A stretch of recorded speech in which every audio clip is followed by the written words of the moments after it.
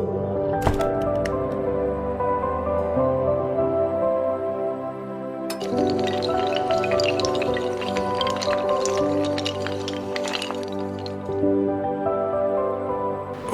நண்பர்களே. இன்றைக்கி இந்தியாவே கலக்கிக்கிட்டு இருக்க ஒரு மூமெண்ட்டுன்னு பார்த்தீங்கன்னாக்க இந்த காக்ரோச் ஜனதா பார்ட்டி, கரப்பாம்பூச்சி ஜனதா பார்ட்டி தான்.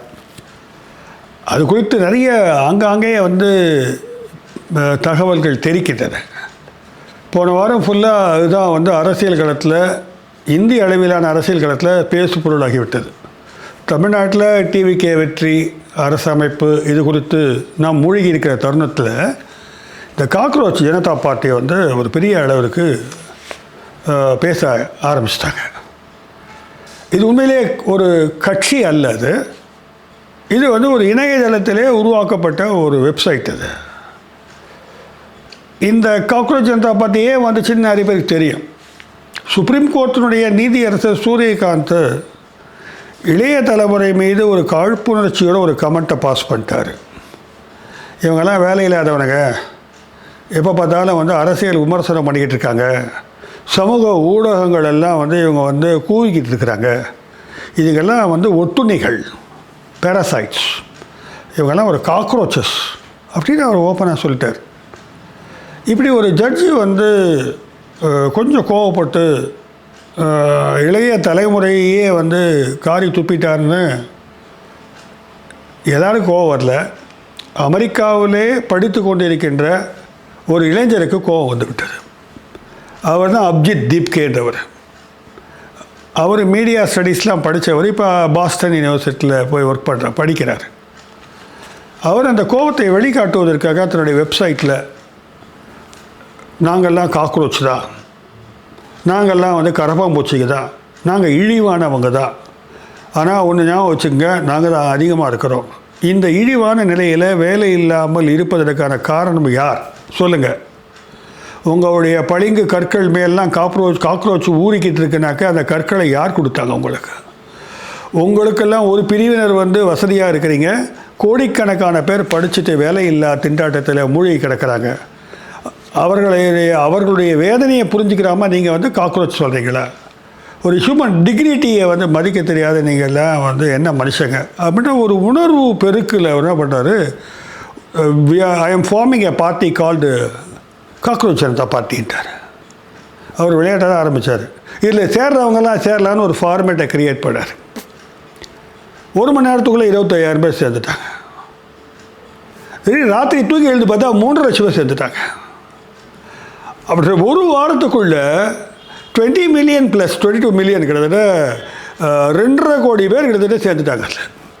இதில் என்ன ஒரு பியூட்டின்னா, பாரதிய ஜனதா பார்ட்டிக்கே 10 மில்லியனை தாண்டலை, 1 கோடி கிட்ட வரல. காங்கிரஸ் கொஞ்சம் கூடுதலாக இருக்குதான், 1.05 crores ஃபாலோவர்ஸ் இருக்காங்க.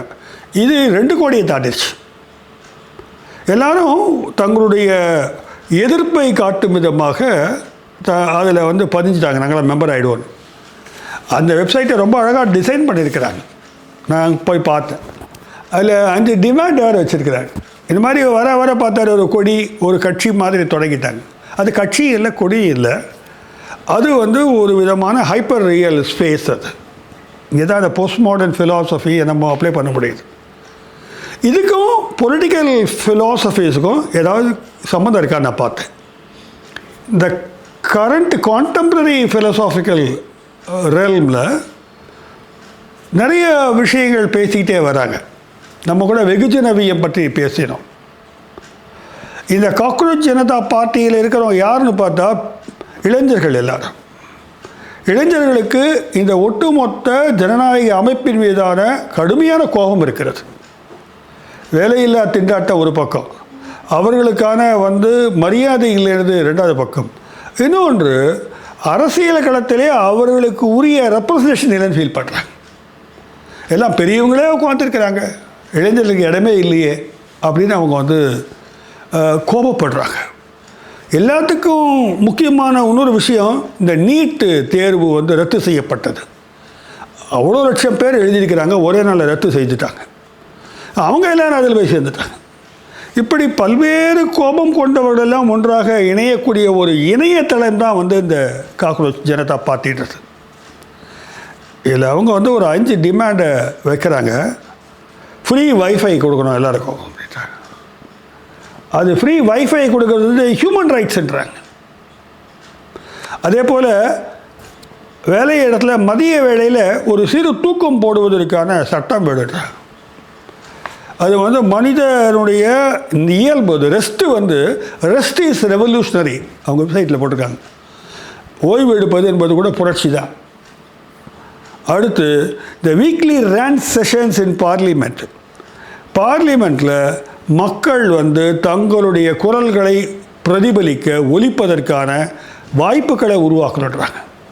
இன்னொரு விஷயம் சொல்கிறாங்க, இந்த வேலைக்கு போகும்போது ரெஸ்யூமை கொடுக்குறாங்க. ரெஸ்யூமை கொடுத்தோடனே என்னப்பா 2 வருஷம் வேலை இல்லையா அவனுக்கு, என்ன சும்மா தான் இருந்தியா, அப்போ வேலை கொடுக்க முடியாண்டாங்க. இந்த ரெஸ்யூம் கேப்புன்றதை வந்து என்ன பெரிய விஷயம். நீ வேலை கிடைக்கலன்றது வந்து ஒரு வேதனையான விஷயத்தை நிராகரிக்கக்கூடிய ஒரு பாயிண்ட்டாக எடுத்துக்கிறீங்களே, இது தவறு. அது ரெஸ்யூம் கேப் பார்க்கக்கூடாதுன்னு சொல்கிறாங்க. இது வந்து சமூக நீதி அல்ல அப்படின்றாங்க. ரெஸ்யூம் கேப்ன்றது யார் உருவாக்கினாங்க? சமூகம் உருவாக்கி இருக்கிறது அப்படின்னு விளக்குறாங்க. அப்புறம் official recognition of laziness as a valid lifestyle choice. சோம்பேறித்தனமாக இருக்கிறதுன்றது அவனவனுடைய சாய்ஸ். அது அவனை வந்து சோம்பேறின்னு திட்டக்கூடாது, அவனை வந்து நீங்கள் வந்து கேவலமாக பார்க்கக்கூடாது, அது அவனுடைய சாய்ஸ் அது அப்படின்னு ஒரு புதிய பாணியில் இவங்க கோரிக்கைகளை வச்சு ஒரு ஃப்ளோட் பண்ணார். இதில் சேருவதற்கு முக்கிய தகுதி நீங்கள் வேலை இல்லாத இளைஞராக இருக்கணும், அன்எம்ப்ளாய்டாக இருக்கணும். அது மட்டும் இல்லை, ரொம்ப லேசியாக ஒர்க் பண்ணுறவா இருக்கணும். பரபரப்பாக சுறுசுறுப்பாக இழுத்து போட்டுட்டு வேலை பார்க்குற ஆளாக இருக்கக்கூடாது, யதார்த்தமான ஒரு நபராக இருக்க வேண்டும். 2வது, விஷயங்களை ஒரு தள்ளி போடுற ஆளாக இருக்கணும். ப்ரொஃபஷனல் ப்ரொக்ராஸ்டினேஷன்றாங்க. அப்பப்போ உடனடியாக ஒரே சமயத்தில் காரியங்களை செஞ்சிடக்கூடாது. ஒரு 2-3 காரியங்களே தாமதப்படுத்தின தரவு உங்கள்கிட்ட இருக்கணும். இன்னொன்று ரேண்டிங் எக்ஸ்பீரியன்ஸ். அப்பப்போ கூச்சல் இடுறது, ஒளிக வாழ்க, எதிர்ப்பு, குரல் எழுப்புவது, இந்த மாதிரியான அனுபவம் இருக்கணும். அப்புறம் எல்லாத்துக்கும் மேலே நெட்ஃப்ளிக்ஸில் சப்ஸ்கிரிப்ஷன் இருக்கணும். அது என்னன்னாக்கா, இல்லைனாக்கா அதுக்கு ஈக்குவலண்ட்டான வெப்சைட்டை பார்க்குற ஒரு ஓடிடி பிளாட்ஃபார்ம் பார்க்கக்கூடிய ஒரு உரிமை சப்ஸ்கிரிப்ஷன் இருக்கணும் உங்கள்கிட்ட. எல்லாத்துக்கும் மேலே 0 பொலிட்டிக்கல் ஆம்பிஷன். அரசியல் அதிகாரத்தை கைப்பற்றக்கூடிய ஆசை அறவே இருக்கக்கூடாது. இதெல்லாம் இருந்தாக்கா அதில் உறுப்பினராகலாம் போட்டாங்க, சேர்ந்துட்டாங்க 2.5 கோடி பேர். ஒரு பக்கம் அமைப்பு ரீதியான அரசியல் கட்சிகள். இப்போ பாருங்கள், தெளிவாயிடுச்சு. 2.5 கோடி பேர் நிற்கிறான் இந்தியாவில் அப்படின்னா அவன் 20 கோடி பேரை வந்து ரீச் பண்ணுவான். இது பெரிய அதிர்ச்சி வந்து மத்திய அரசுக்கு உருவாக்கிடுச்சு.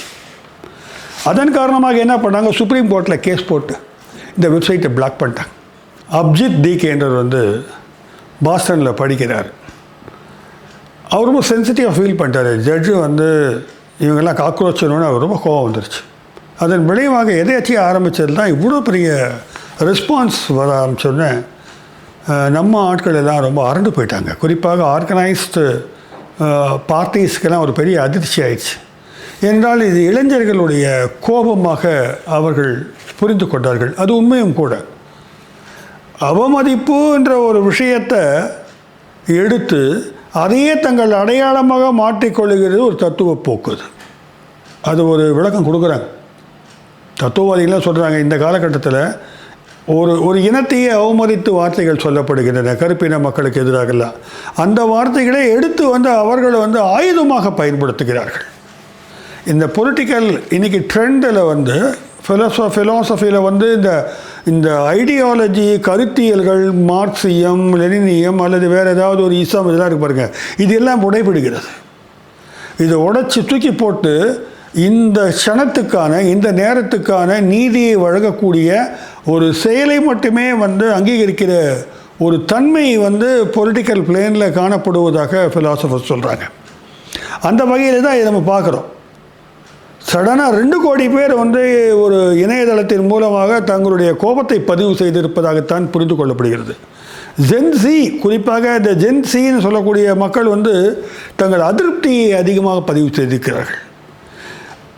கிட்டத்தட்ட சொல்ல போனாக்க நம்ம தமிழகத்தினுடைய டிவிகேனுடைய வெற்றி என்பது கூட இம்மாதிரியான ஜென்சியினுடைய ஒரு அதிருப்தியினுடைய ஆளும் கட்சியின் மீதான அதிருப்தியினுடைய எதிர்விளைவாகத்தான் நம்ம பார்க்குறோம்.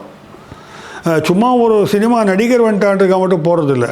அவங்களுக்குள்ள ஒரு ஒரு ஒரு கிரேவிங் ஃபார் சம் ஜஸ்டிஸ் இருக்குது நம்ம பார்க்குறோம். அந்த வகையில் வந்து ஒரு எதிர்ப்பின் அடையாளமாக கரப்பாம்பூச்சியை எடுத்துக்கிட்டார் இவர். கரப்பாம்பூச்சின்றது வந்து அவ்வளோ சீக்கிரம் செத்து போகாது, அது எப்படியாவது உயிர்ப்பித்து வாழும். ஆமாண்டா, நாங்கள் சாக்கடையில் தான் இருக்கிறோம், நாங்கள் குப்பையில் இருக்கிறோம், நாங்கள் அழுக்கில் இருக்கிறோம், நாங்கள் சோம்பேறிகள் தான், நீங்கள் வந்து புறம்போக்கு நீங்கள் சொல்லிக்கலாங்க அதுதான் அப்படின்னு அவர் வந்து டிக்ளேர் பண்ணிட்டு எங்கள் பார்ட்டியில் சேர்றவங்களாம் சேர்ந்துக்கிட்டார். அது பார்ட்டி இல்லை, ஆனால் பார்ட்டி மாதிரியான ஒரு ஹைப்பர் ரியல் வேர்ல்டு நான் சொல்லுவேன். இதான் போஸ்ட் மாடர்ன் சொல்கிறாங்க, இல்லாத ஒன்றை வந்து உருவாகிறது. இப்போ பாருங்கள், யார் யாரோ அந்த இணையத்தில் ப்ரெஸ் பண்ணியிருப்பாங்க, ஆனால் அவங்க யாருக்குமே வந்து அந்த பார்ட்டி அமைப்பு அதெல்லாம் இல்லது. ஆனால் அது ஒரு எதிர்வினை ஆற்றுகின்ற களமாக மாறிவிட்டது. ஒரு நகல் அரசியலாக ஒரு போஸ்ட் மாடர்ன் ட்ரெண்டில் வந்து இதை ஃபிக்ஸ் பண்ணி நம்மளால் பார்க்க முடியுது. இப்படியே இருந்தால் இதை பற்றியெல்லாம் ஃபிலாசபர்ஸ் ஏதாவது பேசியிருப்பாங்களான்னு நானும் தேடி பார்த்தேன். எர்விங் கோஃப்மன்றவர் தான் முதல்ல வந்து இம்மாதிரியான விஷயங்களை அடையாளப்படுத்துகிறாரு. ஸ்டிக்மா அப்படின்றது வந்து ஒரு இழிவான அடையாளத்தை வந்து ஒரு கூட்டத்தின் மீது திணிப்பது. நம்ம ஊரில் சாதியின் பெயராக நிறைய பண்ணியிருக்கிறாங்க, ஆனால் இன்றைக்கு வந்து அதனுடைய ட்ரெண்ட் வேறு மாதிரி இருக்குது. அதனுடைய எதிர்வினை ஆற்றுதல் என்பது வேறு விஷயமாக இருக்கிறது. சாதியின் பெயரால் வந்து ஒரு மாதிரி இழிவாக பேசப்பட்ட சில சொற்கள், அந்த சொற்களையே வந்து பெருமைமிக்க சொற்களாக முன்வைத்து வருகின்ற சாதி கோட்பாடுகள் வந்து விட்டது.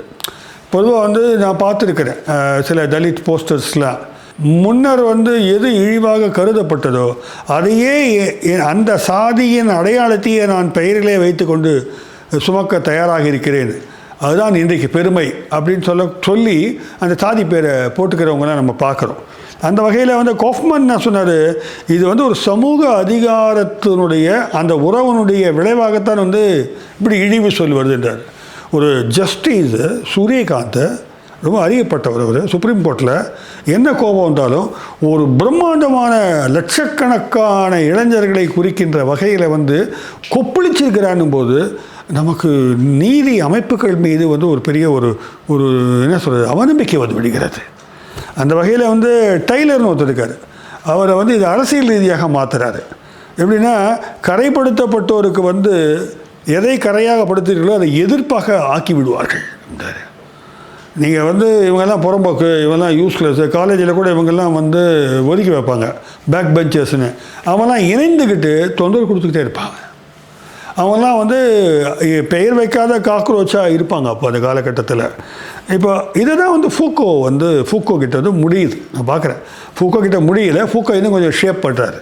என்ன சொல்கிறாரு, பவர்ன்றது வந்து அடக்குமுறை மட்டுமல்ல, அது ஒரு வகையான அடையாளத்தை கூட உருவாக்குகிறார். அதிகார வர்க்கங்கள், அதிகார அமைப்புகள் ஒருத்தரை பைத்தியம் சொன்னால் நம்ம பைத்தியம் ஆகிடுது, அதுதான் வந்து பைத்தியத்துக்கான அளவுகளை கொடுக்குது. அதுதான் வந்து ஒருத்தனை வந்து வேலை இல்லாமல் இருக்கிறான், அவன் ஒரு உதவாக்கிற அப்படின்னு சொல்லனாக்க அந்த அதிகார அமைப்பு தான் அந்த பெயரை வந்து சூட்டுகிறது அப்படின்றாரு. அப்போ மனநலம் பாதிக்கப்பட்டவர்களை பைத்தியம்னு கூப்பிட்றது கூட அதிகாரிகள் உருவாக்கிய சொல்லாடல்னால் தான் வந்து அடையாளப்படுத்தப்படுகிறார்கள். இந்த மாதிரி வேலை இல்லாதவனை வந்து காக்ரோச்சுன்னு சொல்கிறதுக்கு வந்து அவருக்கு என்ன அதிகாரம்? அந்த அதிகாரத்தின் அடிப்படையில் தான் அவர் வந்து ஓப்பனாக சொல்கிறார், நீங்கள்லாம் வந்து காக்ரோச்சஸ் அப்படின்றார். அப்போது அந்த அதிகாரத்தை எதிர்க்கும் பொழுது அந்த அடையாளத்தால் யாரெல்லாம் வந்து குறிக்கப்பட்டார்களோ அவர்கள் எல்லாம் வெகுண்டெழுந்து வருகிறார்கள். இதை வந்து ஜுடித் பட்லரும் கூட இந்த விஷயத்தை வந்து பேசியிருக்கிறாங்க. ஜுடித் பட்லர் பற்றி நம்ம கேள்விப்பட்டிருப்போம். அவங்க ஒரு ஃபிலாசபர், லேடி ஃபிலாசபர். அவங்கள பற்றி நம்ம காணொளி போட போகிறோம். அவங்க வந்து பெர்ஃபார்மேட்டிவிட்டி அப்படின்ற ஒரு வார்த்தையை பயன்படுத்துகிறாங்க. என்ன சொல்கிறாங்க, அடையாளங்கள் என்பது இயற்கையாக யாருக்குமே இருக்கிறது இல்லைங்க. இம்மாதிரியான அடையாளங்கள் வந்து சமூக செயல்பாடுகளால் உருவாக்கப்படுகின்றன.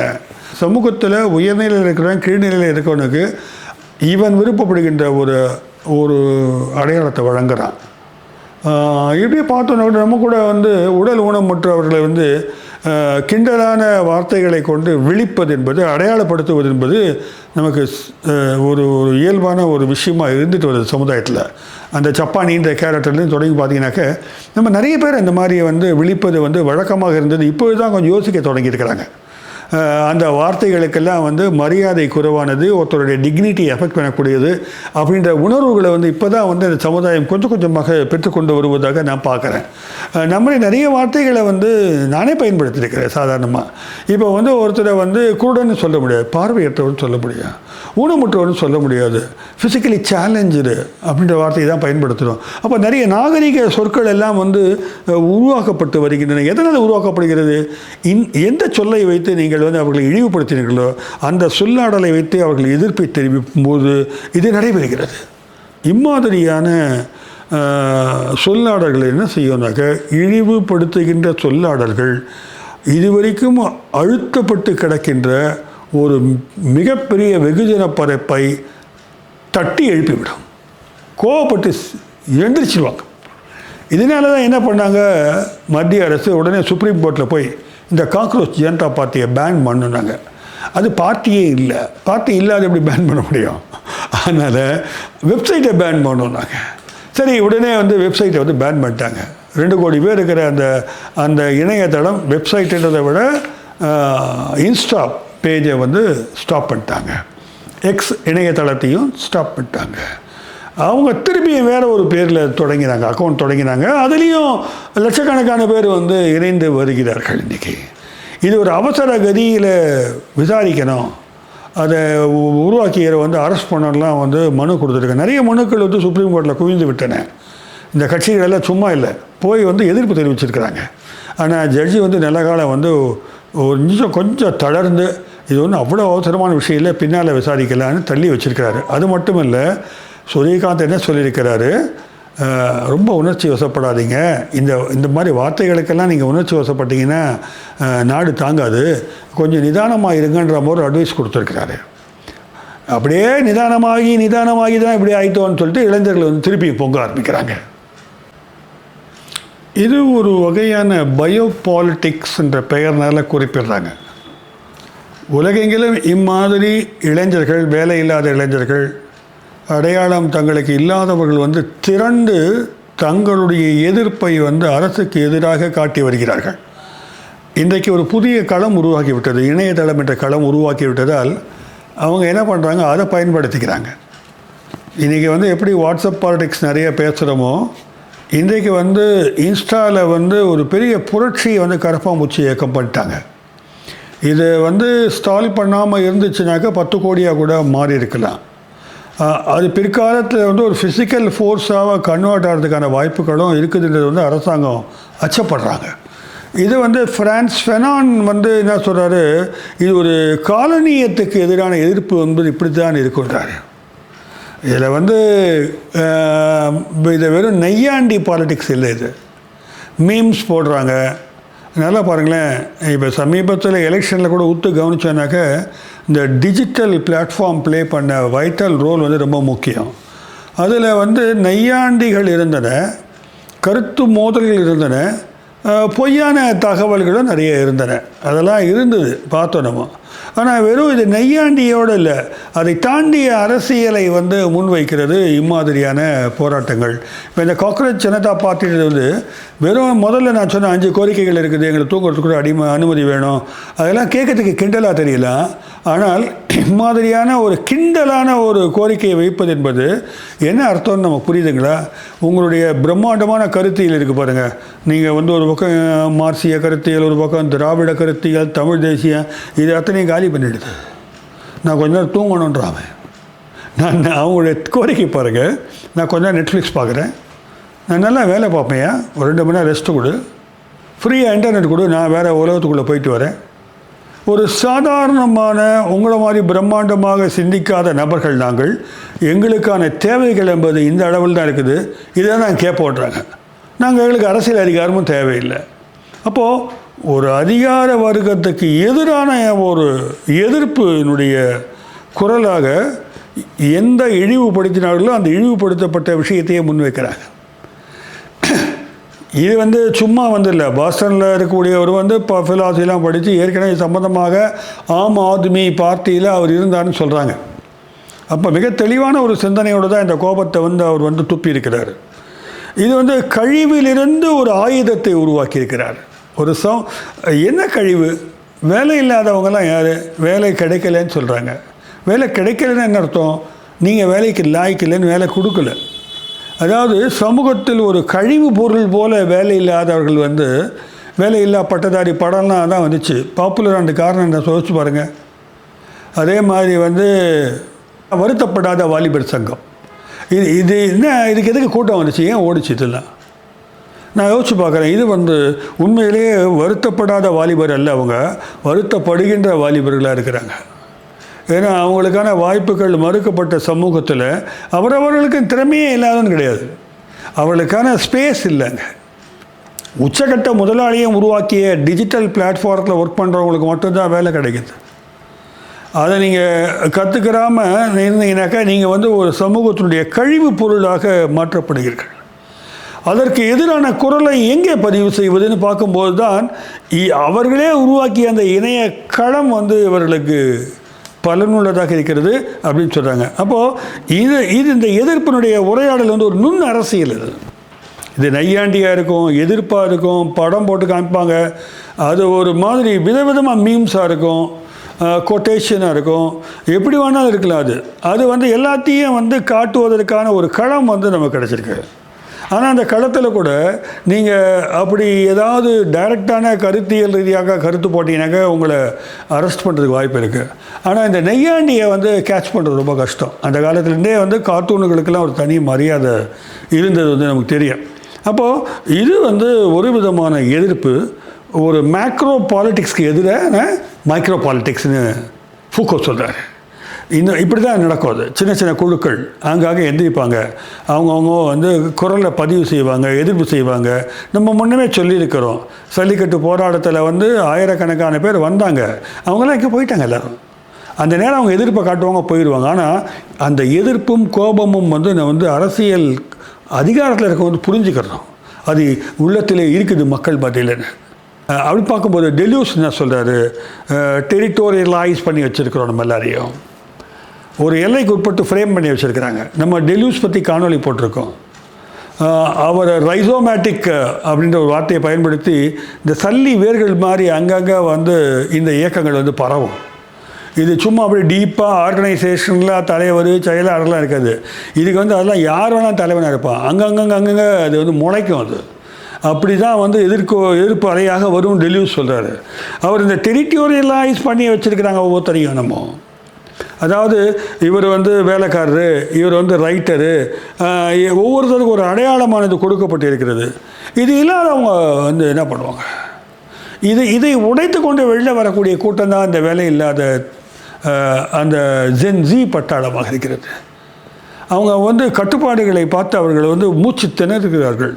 அதன் வெளிப்பாடாகத்தான் வந்து நாங்கள் வந்து வேலை செய்வதற்கான அமைப்பின் உறுப்புகள் அல்ல, நாங்கள் ஏன் வேலைக்கு போனோம், வேலைக்கு போக மாட்டேன். நிறைய இளைஞர்கள் இன்றைக்கி அந்த கருத்தை சொல்கிறாங்க, கல்யாணம் பண்ணிக்க மாட்டேன், வேலைக்கு போக மாட்டேன். இதெல்லாம் வந்து அவர்களுக்குள்ளே இருக்கக்கூடியதோ ஒரு கசப்பான உணர்வுடைய வெளிப்பாடாக இருக்கிறது. அவங்க வந்து என்ன பண்ணுவாங்கனாக்க, நீங்கள் அவங்களோட உட்கார்ந்து பேசுவீங்க, இந்த பாருப்பா வாழ்க்கை என்ன, அப்படி வாழ்க்கைன்னா என்ன அப்படி வார்த்தையை ஆரம்பிச்சிங்கனாக்க அவன் வந்து ஏன்னு கத்துவான். இப்போது சமீபத்தில் தமிழக தேர்தலில் வந்து தமிழக வெற்றி கழகத்தினுடைய அந்த அந்த அந்த ஜென்சி கூட்டம் வந்து கருத்தெல்லாம் பேசலை, அவங்க டிவிக்கு என்ன கத்துனாங்க. இது வந்து இது எதிர்ப்பு அலை. அது உங்ககிட்டலாம் கருத்து பேச முடியாது ஐயோ அப்படின்னு சொல்லக்கூடிய ஒரு துணி. அது எதை கேட்டால் டிவிக்கு தான். அப்போ என்ன உங்கள் சொல்லாடல்கள் வந்து இது பெரிய அதிர்ச்சியை உண்டாக்கிடுச்சு. நாங்கள் வந்து ப்ரிமிசஸ்ஸு, கன்க்ளூஷனு, தியரி, ஃபார்மேட்டு, சொல்லாடல்கள், மொழி, இப்படி பல விஷயங்களை வச்சு அதற்குரிய கம்பீரமான ஆடைகளை அணிந்து ஊடகத்தின் முன்னால் நின்று அன்புக்குரிய நண்பர்களே அப்படின்னு பேசிக்கிற இடத்துல வந்து ஒருத்தர் விசில் அடிச்சு டிவின்னு கற்றுனா வச்சுங்களேன், அவ்வளோ தான் உடஞ்சி போச்சு. இப்போ அவங்க கூட என்ன பேச முடியும்? இதுதான் வந்து நுண்ணரசியல் என்பது. உங்களுடைய மேக்ரோ பொலிட்டிக்கல் ஸ்ட்ரக்சரை வந்து ஒரு சின்ன சின்ன எறும்புகள் சேர்ந்து வந்து உடச்சிருச்சு. அப்போது இதை என்ன செய்யறதுன்ற வேற ஒரு விஷயம். அப்போ இதுதான் வந்து வேலைகளுக்கான உறுப்புகள் அல்லன்னு அவங்க சொல்கிறத வந்து நம்ம வந்து புரிஞ்சிக்க வேண்டியிருக்கு. ஹோமி பாபா வந்து ஒரு முக்கியமான ஒரு பின் காலனிய தத்துவ அறிஞர் ஆவார். அவரும் கூட இதான் சொல்கிறார், இந்த நையாண்டின்னு நீங்கள் பார்க்காதீங்க. அதை இம்மாதிரியான கூவல்களை நையாண்டி மட்டும் இல்லை, அது ஒரு எதிர்ப்புணர்ச்சியினுடைய வடிவம்ன்றார் அவர். அப்போது இந்த மக்களை திரட்டுவது என்பது இதெல்லாம் பாடமாக தெரியுது இப்போதைக்கு பார்க்கும்போது. இந்த காக்ரோச் ஜனதா பார்ட்டியினுடைய எழுச்சி என்பது பல்வேறு புரட்சி செய்ய வேண்டும் நினைக்கிற கட்சிகளுக்கெல்லாம் வந்து ஒரு வழிகாட்டுதலாக நான் பார்க்குறேன். உங்களுடைய பேட்டர்ன் எப்படி நீங்கள் இனிமேல் கையாள போகிறீங்கன்றதுக்கான ஒரு ஃப்ரேம் ஒர்க்காக தெரிஞ்சு ஒரு எவனோ ஒருத்தர் அமெரிக்காவில் உட்காந்துக்கிட்டு 2.5 கோடி பேரை சேர்த்துட்டான்னா, இங்கே உள்ளூர்லேயே வந்து பல்வேறு ஊர்களுக்கு ட்ராவல் பண்ணி மக்களை சந்திக்கிற இயக்கம்லாம் ஏன் சேர்க்க முடியல? இந்த கேள்வி ரொம்ப யோசிச்சு பார்க்க. பல்வேறு வாட்ஸ்அப் வச்சுருக்கோம், இது வச்சுருக்கிறோம், நியாயமான முறையில் தான் செயல்படுறாங்க. நிறைய இடதுசாரி இயக்கங்கள், தமிழ் தேசிய இயக்கங்கள், முற்போக்கு இயக்கங்கள் எல்லாம் செயல்படுறாங்க. ஆனால் எப்படி 2 கோடி பேரை ஒரு நாடு முழுக்க டக்குன்னு ஒருத்த சேர்த்துட்டான் ஒரு வாரத்தில் டிஜிட்டல் பிளாட்ஃபாரத்தில் அப்படின்னா ரொம்ப ஆழ்ந்து யோசிக்க வேண்டிய ஒரு அரசியல் இஷ்யூவாக நான் பார்க்குறேன். சமீப காலம் வரைக்கும் ஒரு ப்ரொட்டஸ்ட் மூவ்மெண்ட் தெருவுக்களில் நடக்கும். மக்கள் இணைந்து போராடுவாங்க. தொழிற்சாலைகள் முன்பு நடக்கும், பல்கலைக்கழகங்கள் முன்னால் நடக்கும், கல்விக்கூடங்கள் முன்னால் நடக்கும், அதிகார மையங்கள் முன்னால் மக்கள் திரண்டு போராடுவார்கள். ஆனால் இப்போ வந்து இந்த பப்ளிக் ஸ்பியர்னு ஹெபர்மாஸ் சொல்லுவார், நம்ம சொல்லியிருக்கிறோம், பொது வெளி. இந்த பொது வெளியில் தான் வந்து இந்த ப்ரொட்டஸ்டெல்லாம் வந்து தெரிவிக்கப்படும். இந்த பொது வெளி வந்து இன்னும் ஒரு எக்ஸ்ட்ரா ஸ்பேஸை வந்து கனெக்ட் பண்ணியிருக்குது. அதுதான் இணைய வெளி என்பது. இந்த இணைய வெளி என்பது வந்து உலகம் முழுவதும் இணைக்கக்கூடிய இணைய வெளியாக இருக்கிறது. அதில் வந்து ஒரு ப்ரொட்டஸ்ட் பண்ணும்பொழுது அது உலகம் முழுவதும் வந்து போய் சேருவதற்கான வாய்ப்புகள் அதுக்கு கூடுதலாக இருக்குது. இப்படிப்பட்ட புதிய வெளியைத்தான் வந்து கரப்பாம்பூச்சி இயக்கம் வந்து பயன்படுத்தி இருக்கிறதா நம்ம பார்க்குறோம். அது எல்லாருமே வந்து கனெக்டாக இருக்கிறாங்க. அதான் ஒரு பியூட்டி. இந்த புதிய ஜெனரேஷன் அத்தனை பேரும் எல்லாருமே இந்த மாதிரியான பப்ளிக் ஸ்பேயரில் வந்து கனெக்டாக இருக்கிறாங்க. ஏன்னா நிறைய பேர் வந்து ஃபேஸ்புக் வரைக்கும் வந்து போன தலைமுறை வந்துட்டாங்க, நாங்கள் இருக்கிறோன்னு சொல்கிறாங்க. ஆனால் இன்ஸ்டா வந்து இன்னும் நிறைய பேர் வந்து முதியோர்கள் வந்து ஆப்ரேட் பண்ணுறதில் கொஞ்சம் தயக்கமாக இருக்கிறார்கள். அதிக பேர் இல்லைன்னு நான் நினைக்கிறேன். ஏன்னா இன்ஸ்டாவில் வந்து நிறைய வீடியோஸ் இதெல்லாம் வருது, அதில் ஒரு தயக்கம் இருக்கிறது. அதனால் அந்த இன்ஸ்டா வேர்ல்டுக்குள்ளே தான் வந்து இந்த புரட்சி நடக்குது. நம்ம தெருக்களில் நடக்கலை, தொழிற்சாலை முன்னால் நடக்கலை. மேனுவல் கேசல்ஸ்னு ஒருத்தர் இருக்கார். அவர் கேசல்ஸ் என்ன சொல்கிறார், அதிகாரம் என்பது நெட்வொர்க்கு மூலமாக தான், வலைப்பின்னல் மூலமாக தான் எப்பயுமே செயல்படுது. பியூரோக்ரஸியை பற்றி நம்ம தெரியும். நமக்கு பெரும்பாலும் அதிகாரத்தை டைரெக்டாக அட்டாக் பண்ணுறது கிடையாது டெமோக்ராட்டிக் கண்ட்ரியில். அது ஒரு நெட்வொர்க் மூலமாக நடைபெறுகிறது. அதற்கு எதிரான எதிர்ப்பு இயக்கமும் தற்பொழுது வந்து இம்மாதிரியான வலைப்பின்னல்கள் மூலமாகத்தான் நடைபெறும். பாருங்கள், அதற்கான ஊடகமாக வந்து இணையதளங்களை வந்து அவர் பார்க்குறார். அப்போ புதிய ஒரு வெளி வந்து இப்போ உருவாகி இருக்கிறது. இந்த வெளி வந்து இன்னும் இப்போ தான் தொடங்கி இருக்குது. இது வந்து பரவும் வச்சு அந்த அளவுக்கு வந்து இது வந்து சக்தி கொண்டதாக வெளியே இருக்கலாம். ஆனால் எதிர்ப்பு இயக்கங்கள் இருக்க முடியுமான்றது வந்து நம்ம ஜிஜக் வந்து ஸ்லாவர்ஜ் ஜிஜக் இருக்கார் இல்லையா, அவர் வந்து சொல்கிறாரு, இது எல்லாம் பர்மனெண்ட்டாக இருக்காது, இது வந்து ஒரு தற்காலிகமான நிகழ்வாக தான் நடக்குது, ஒரு சிம்பாலிக்கான ப்ரொட்டஸ்ட் அளவில் நிற்கிறத தவிர இது வந்து கடைசி வரைக்கும் எடுத்துகிட்டு போக முடியுமா, இது போராட்டங்களாக கொண்டு போகுமா, பெரிய அரசியல் மாற்றத்தை நிகழ்த்துமா என்பதெல்லாம் சந்தேகம்தான் அவர் சொல்கிறார். ஜிஜக்கரும் ஏற்கனவே வந்து காணொலி போட்டிருக்கோம். அவரால் அதை ஏற்றுக்கொள்ள முடியல ஒரு பக்கம். இருந்தாலும் கூட அது ஒரு தொடக்க புள்ளியாக இருக்கலாம் என்ற ஒரு சிந்தனையும் இருக்கிறது. ஒரு புஷ் பண்ணி விட்டுலாம். இப்போ எதுக்கு அரசாங்கம் பயப்பட வேண்டும்? 2 கோடி பேர் வந்து நாளைக்கு 20 கோடியாக மாறதுக்கான வாய்ப்புகள் நிறைய இருக்குது. இது அத்தனை பேரை வந்து நாளைக்கு ஒரு வேளை எங்கேயாவது சந்திக்கலாம், இல்லை ஆன்லைனில் மீட் பண்ணலாம். அவங்க வந்து ஓட்டு போடுறதை பற்றி கூட டிசைட் பண்ணக்கூடும். அப்போ அதனால தான் நேஷ்னல் செக்யூரிட்டி ஆக்டில் புக் பண்ண ட்ரை பண்ணுறாங்க. இதனுடைய ஸ்தாபகரை தேசியத்துக்கே வந்து ஆபத்து வந்து விட்டதாக அரசு கருதுகிறது. அந்த அளவுக்கு ஒரு அச்சுறுத்தலை வந்து இது கொடுத்துருக்குது. இதை வந்து ஸ்லாக்டிவிசம் ஆர் கிளிக்டிவிசம்னு சொல்கிறாங்க. சம்டைம்ஸ் சும்மா கிளிக் பண்ணிட்டு போகிறது தான், லைக் போட்டு போகிறது தான் அப்படின்னா சொல்கிறாங்க. ஆனால் இந்த லைக்கு போடுறதுன்றது வந்து சென்ற தலைமுறை அல்லது முதிய தலைமுறையினருக்கு வந்து ஒரு சாதாரண மேட்டர். இது நாங்கள் விரும்புகிறோன்றது தான். ஆனால் இளைய தலைமுறை குறிப்பாக ஜென்சிக்கு வந்து ஒரு லைக்குன்றது வந்து ஒரு உணர்ச்சியினுடைய பரிமாற்றமாக அவங்க பார்க்குறாங்க. லைக் போடலைன்னா கோச்சிக்கிறாங்க, லைக் போட்டாலும் கோச்சிக்கிறாங்க வேறு யாருக்காவது. இப்படிலாம் வந்து இந்த லைக் மேட்டரை வச்சே வந்து பெரிய பெரிய சண்டைகள்லாம் நடக்குது. நிறைய வீடுகளில் இப்போ டைவர்ஸ் அளவுக்கெல்லாம் போயிருக்குது. அது நிறைய மீம்ஸ் எல்லாம் வருது, நம்ம பார்க்குறோம். போஸ்ட் மாடர்னிஸ்ட் போத்ரியா பற்றி நம்ம ஏற்கனவே பார்த்துருக்கோம். போத்ரியா வந்து சிமிலாகுரா சிமுலேஷன் அப்படின்ட்டு பாயிண்ட் சொல்கிறாரு. ஒரு ஹைப்பர் ரியல் வந்து கிரியேட் பண்ணுறது, ஒரு அதீதமான ஒரு உருவத்தை வந்து கிரியேட் பண்ணுறது, அது உண்மை இல்லை. அது இன்றைக்கி வந்து இணைய வெளியில் உருவாக்கப்படுகின்ற பிம்பங்கள், இமேஜஸ், ஆர்டிஃபிஷியல் இன்டெலிஜென்ஸில் உருவாக்குறதெல்லாம் வந்து பொய் தான். ஆனால் அதுக்குன்னு ஒரு இடம் இருக்கிறதா அது உருவாக்கிடுச்சு. இதெல்லாம் வந்து இருக்கிறத பார்த்து போலியை உருவாக்குவாங்க, போலியிலேருந்து மாடிஃபை பண்ணி வேறு ஒரு போலியை உருவாக்குவாங்க. ஆனால் அப்போது இல்லவே இல்லை ஒன்று, ஆனால் ஒன்று உருவாக்கப்படுகிறது. அது முழுக்க முழுக்க போலி தான், ஹைப்பர் ரியாலிட்டி தான். அதுக்கு உண்மையான நிகரெல்லாம் ஒன்றும் கிடையாது.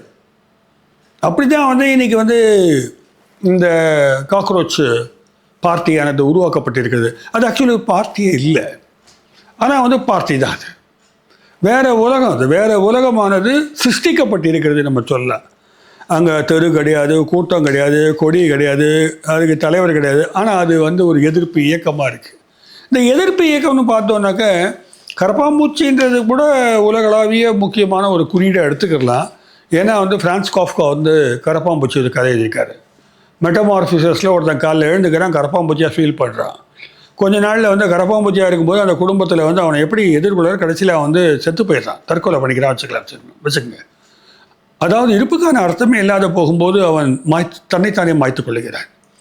அதை வந்து ரொம்ப அற்புதமான ஒரு கதை வந்து மெட்டமார்ஃபிசஸ் ஆகும். ஆனால் இங்கே வந்து அப்படி இல்லை. இங்கே நாங்கள் எங்கள் காக்ரோச்சாக மாற்றிட்டீங்க, சுப்ரீம் கோர்ட்லேயே சொல்லிட்டீங்க நாங்கள்லாம் காக்ரோச்சுன்னு. ஆனால் நாங்கள் அந்த மாதிரி செத்து போக மாட்டோம். நாங்கள் எழுந்திருந்து குரல் கொடுப்போம், பாட்டு பாடுவோம். யூடியூப்பில் பாருங்கள் எவ்வளோ பாட்டு இருக்குது, இங்கிலீஷில் பாட்டு, ஹிந்தியில் பாட்டு, இன்னும் பவர்ஃபுல்லாக இருக்குது அந்த பாட்டு. நாங்கள்லாம் காக்ரோச் தான் அப்படின்னு சொல்லி ஒரு கூட்டமே ஒன்றா சேர்ந்து எந்திரிச்சிச்சு. சரி, இது ஒரு புறம் இருக்கட்டும். இந்த வேதனை என்பது, இந்த வேலையில்லா திண்டாட்டம், இந்த பிரச்சனை என்பது உலகளாவிய பிரச்சனை. இதனுடைய வெளிப்பாடு தான் வந்து லோக்கலைஸ்டாக இருக்குது, கரப்பாம்பூச்சியாக காட்டுறாங்க. ஆனால் இது உலகளாவிய பிரச்சனையாக இருக்கிறதுனால இம்மாதிரியான எழுச்சிகள் வந்து பிற நாடுகளையும் ஈர்க்கிறது. இப்போ வந்து இப்படி ஈர்ப்பதற்கு பார்த்தீங்கன்னா பாகிஸ்தானில் இதே கரப்பாம்பூச்சி இயக்க தொடங்கிட்டாங்க.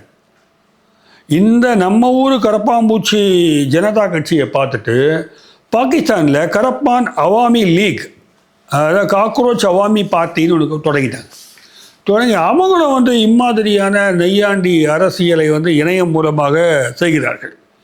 அப்போது என்னன்னாக்கா இந்த மாதிரி இயக்கங்களை வந்து ஈர்ப்பை உண்டாக்கி எல்லைகளை தாண்டி நாங்களெல்லாம் ஒரே பிரச்சனையை சுமக்கின்ற தலைமுறை என்ற ஒரு கருத்தை வந்து புரிய வச்சிருக்கிறாங்க. அப்போ இளைய தலைமுறை வந்து ஒரு மிகப்பெரிய மாற்றத்துக்கு தன்னை தயார்படுத்தி கொண்டிருப்பதற்கான அறிகுறியாக கூட இதை பார்க்கலாம். நிச்சயமாக உட்காந்துக்கிட்டு வெப்சைட்டை பார்த்து அது உள்ளே போய் கிளிக் பண்ணி தங்கள் பேரெல்லாம் போட்டு ஒருத்தன் உறுப்பினர் ஆறானாக்க, அதுவும் அவங்க கொடுத்துருக்கிற அந்த கிண்டலான அந்த என்ன சொல்கிறது ரெக்குவயர்மெண்ட்ஸ் எல்லாம் ஃபுல்ஃபில் பண்ணி எவ்வளோ தூரம் கடுப்பு இருக்கணும் அவனுக்கு. ஏனென்றால் நம்ம பார்த்து இந்த அதிகார வர்க்கத்தை பார்த்து சலித்து போய் ஒரு வர்க்கமே என்ன ஆயிடுச்சுன்னா, ஒரு தலைமுறை என்ன ஆயிடுச்சுனாக்க நம்ம ஒன்றும் செய்ய முடியாதுப்பா, அது இருக்கும்படி இருக்கட்டும் நினைக்கிறாங்க. ஆனால் வருகின்ற தலைமுறை வந்து அதற்கான எதிர்ப்பை வந்து பதிவிடக்கூடிய ஒரு ஸ்பேஸ் கிடைச்ச உடனே அவங்க வந்து உடனே அதில் வந்து களம் புகிறார்கள் நம்ம பார்க்குறோம். அந்த வகையில் என்னன்னாக்கா இந்த கரப்பாம்பூச்சி இயக்கத்துக்கு எதிராக ஆளும் சக்திகளுடைய சார்பாக ஒரு இயக்கம் தோன்றியிருக்குது. அது பேர் ஓகி மூமெண்ட்னு பேர். ஓகி அண்ட் த காக்ரோச்சஸ் அப்படின்னு போட்டு அவங்க வந்து இந்த கரப்பாம்பூச்சி இயக்கத்தை தொடங்கிய அப்ஜித் தீப்கே வந்து எப்படிப்பட்டவர், அவரை சாடி அவர் மேலே குற்றச்சாட்டுகளை வச்சு அவர் ஆம் ஆத்மி பார்ட்டியில் இப்படி இருந்தார் அப்படி இருந்தார், வேணுமனே செய்கிறாங்க அப்படின்னு அந்த குற்றச்சாட்டுகளுக்கு மறு குற்றச்சாட்டு வைக்கிறது. பொதுவாக இப்போ தானே ட்ரெண்டு. ஒரு குற்றச்சாட்டை வச்சு அதுக்கு பதில் சொல்கிற அவசியம் இல்லை, உடனே வந்து அவன் மேலே அந்த குற்றச்சாட்டை தூக்கி போடுறது. இதுதானே இந்த ட்ரெண்டில் வந்து இப்போது இது தொடங்கி இருக்கிறாங்க இப்போது. ஆனால் அதெல்லாம் எவனும் கண்டுக்கலை. அதுக்காக வந்து ட்ரை பண்ணி பார்க்குறாங்க, அது வந்து சக்ஸஸ்ஃபுல்லாக இல்லை, கோர்ட்டு மூலமாக போகிறாங்க, அது சக்ஸஸ்ஃபுல்லாக இல்லை. ஆக இது வந்து எந்த வகையில் இது புரிஞ்சுக்கிறோம், ஃபிலோசாஃபிக்கல் அப்படி புரிஞ்சுக்கிறோன்னு நான் பார்க்குறேனாக்க, ஒரு அரசியல் சித்தாந்தங்கள் எல்லாம் வந்து இன்று பெருமளவில் தோற்றுவிட்டன என்று தான் வந்து கருதக்கூடிய நிலை வந்துவிட்டது. நம்ம வந்து சித்தாந்தங்கள் அளவில் வந்து அவைகளுக்குள்ளே வந்து ஒரு நல்ல கருத்துக்கள் இருக்குது, நல்ல எதிர்பார்ப்புகள் இருக்குது. ஆனால் ப்ராக்டிக்கல் தளத்தில் வந்து அவைகள் வந்து இன்றைக்கி ஒரு தளர்ந்து போயிருக்கின்றன. அவைகள் வந்து தீர்வுகளை வந்து நசுக்கப்பட்டவர்களுக்கு, மறுக்கப்பட்டவர்களுக்கு வழங்காத ஒரு நிலை இருக்கிறது. அதுதான் வந்து இந்த வேலையில்லா திண்டாட்டம்ன்றது. நிறைய இடங்களில் வந்து இம்மாதிரியான ஒரு லும்பன் ப்ரோலிட்டேரியட்னு சொல்லுவார். அந்த சாதாரணமாக ஒரு தெருவில் கிடக்கக்கூடிய ஒரு நபர் இருக்கிறார், அடையாளமே இல்லாத நபராக இருப்பார் அவர். இந்த எண்ணிக்கை கூடிக்கிட்டே வருது. அப்போ இவர்களுக்கான விடுதலையின் குரலை வந்து பதிவு செய்யக்கூடிய களமாக இணையதளங்கள் வந்து விட்டன. அப்போ இந்த சைபர் ஸ்பேஸில் ஒரு பாலிடிக்ஸ் வந்து மாய தோற்றத்தை கொடுத்தாலும் அது சிமுலேஷன் சொல்லக்கூடிய அவர் சொல்கிறார் பாருங்க, போத்ரியா, ஒரு கற்பனையில் உருவாக்கக்கூடிய வடிவமாக இருந்தாலும் அது வெடித்து சிதறி ஒரு புரட்சியாக மாறலாம் அப்படின்றதுக்கான சாத்தியக்கூறு இருக்குது. இதை வந்து போத்ரியா ஒத்துக்கிறார். ஒரு ஹைப்பர் லெவலில் போகும்போது, ஹைப்பர் ரியாலிட்டியாக ஒரு ஹைப்பர் லெவலில் போகும்போது அது உடைப்பட்டு புரட்சியாக மாறக்கூடிய வாய்ப்பு இருக்குது. அந்த ஒரு அச்சம் வந்து எல்லாருக்குமே இருக்குது. இன்றைக்கி கொஞ்சம் கொஞ்சமாக நம்மளும் கூட இணையதள அரசியலில் தான் வந்து உள்ளே போயிட்டோம். அது அது அது யாரோ என்னென்ன மீம்ஸோ க்ரியேட் பண்ணுறாங்க, யாரோ என்னென்ன தகவலை போடுறாங்க, எல்லாமே மண்டைக்குள்ளே போகுது, வந்து குழப்பத்தை உண்டாக்குது, ஸ்ட்ரெஸ்ஸை க்ரியேட் பண்ணுது. உடனே எதிர்த்து ஒரு கருத்து போட சொல்லுது. ஏதோ ஒரு கருத்து வெளி, போலியான ஒரு வெளி தான் அது. அது உள்ளே ஒருத்தர் அடிச்சுக்கிட்டே இருக்கிறோம். இந்த ஸ்பேஸே இல்லாத காலத்தில் வந்து கொஞ்சம் அமைதியாக மக்கள் வாழ்ந்து கொண்டிருந்தார்கள்.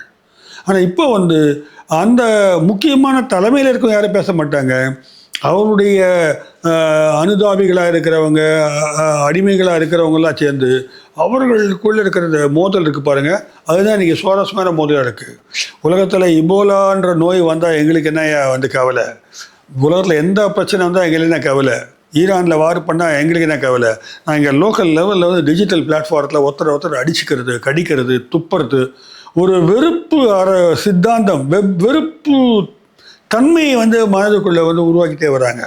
அப்படி வரும்போது இம்மாதிரியான அடையாளமற்று சமூகத்தால் கழிவு என்று ஒதுக்கப்பட்ட காக்ரோச்சுகளுடைய மனநிலை என்னவாக இருக்கும், எவ்வளோ நாள் தாக்கு பிடிப்பாங்கன்றது நமக்கு தெரியாது. கொஞ்ச நாளைக்கு தான் இந்த நெய்யாண்டி, மீம்ஸு, நகல் எடுத்து அரசியல் பகடி செய்தல், இதெல்லாம் எத்தனை காலத்திற்கு போகிறது என்பது கூட ஒரு கேள்வியை நம்ம பார்க்க வேண்டியிருக்கு. இதை வந்து முளையிலே கிள்ளி இருக்கிறது அடக்குமுறை மூலமாக இல்லை, அந்த பிரச்சனைகளை சால்வ் பண்ணுறது மூலமாக செய்ய முடியும். அன்லெஸ் இந்த அரசாங்கம் வந்து இந்த குரல்களை எல்லாம், இந்த கூவல்களை எல்லாம், இந்த எதிர்ப்பு அலைகளை எல்லாம் வந்து சரியான கோணத்தில் புரிஞ்சுக்கிட்டு அதற்கு ஒரு நம்பிக்கையை கொடுக்குற அளவுக்கு செயல்பாடுகளை எடுத்தால்தான், அது எந்த அரசாங்கம் சரி செய்தால்தான் இந்த இயக்கங்கள் வந்து பின்னால் வந்து தெருக்களை ஆக்கிரமித்து புரட்சியாக மாறாமல் இருக்கும். என்னைக்கு வேணாலும் வெடிக்கும் போல இருக்குது. வாங்க தெருவுக்கெல்லாம் வாங்கன்னு சொல்லிட்டு வச்சுக்கோங்க, அங்கே ஒரு 20 கோடி பேர் சேர்ந்துடுவான். அரசையே வந்து ஆட்டி படைக்கிற ஒரு சக்தியை வந்து உண்டாக்கும். இது ஒரு எதிர் உரையாடலுக்கான களமாக இருக்கிறது. ஃபூக்கோ சொல்கிற மாதிரி உரையாடல், நீங்கள் ஒரு நெரேட்டிவ் வைக்கிறீங்க, அதுக்கு எதிராக உடைச்சி அவங்க பேசுகிறாங்க. அப்போது இன்றைக்கி வந்து அந்நியப்பட்டு மார்க்ஸ் மாதிரி தான் அந்நியமாகி நிற்கின்ற ஒரு பிரம்மாண்டமான கூட்டம் இருக்கிறது. உழைப்பிலிருந்து அந்நியம், சமூகத்திலிருந்து அந்நியம், தண்ணியிலிருந்தே அந்நியப்பட்டு போய் கிடக்கின்ற இந்த இளம் தலைமுறைக்கு வந்து தீர்வு வந்து சரியான தீர்வு வைத்தால்தான் வந்து கரப்பான் பூச்சிகள் வந்து நாளை வந்து தங்கள் நிலையை மறுத்து அதிலிருந்து வெளில வந்து மனிதர்களாக மாறுவார்கள். அவங்க என்ன சொல்கிறாங்க, ஹியூமன் டிக்னிட்டியே இல்லாத ஒரு சூழ்நிலை. ஆகையால் தான் மிக கோபத்தோடு உருவாக்கப்பட்ட இந்த இயக்கமானது தீயாக பரவிவிட்டது.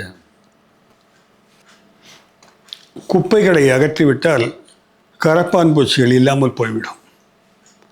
கரப்பான் பூச்சிகளை அழிக்க வேண்டும் என்று நினைத்துவிட்டு குப்பைகளை நீங்கள் வளர்த்து கொண்டே இருந்தால் கரப்பான்கள் அழிவதில்லை, அது பெருகி கொண்டே தான் இருக்கும்.